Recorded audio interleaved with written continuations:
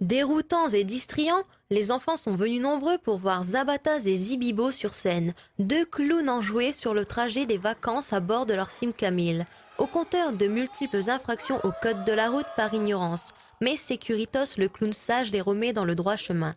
La troupe Les Clowns de la route de la compagnie Larsen explique le but du spectacle. La compagnie a essayé de faire un spectacle pédagogique justement en s'adressant aux plus jeunes. Plus tôt ils sont sensibilisés, mieux ce sera et plus le message sera entendu. Et puis eux-mêmes deviendront évidemment des adolescents puis des parents qui seront déjà sensibilisés. Donc c'est en prenant dès le plus jeune âge en fait les enfants qu'on peut les sensibiliser au mieux.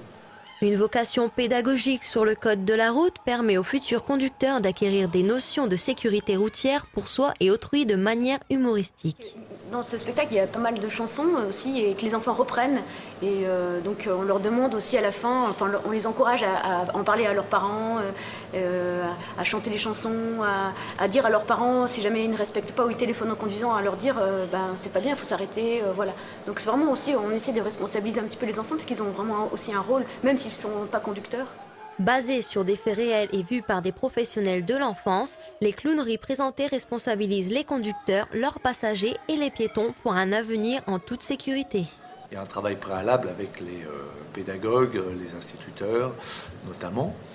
Il faut que maintenant, que vous les enfants qui avez vu le spectacle, vous dites à vos parents, s'ils n'ont pas attaché la ceinture de sécurité, de l'attacher. Dites à vos parents de ne pas téléphoner en voiture, de ne pas fumer en voiture.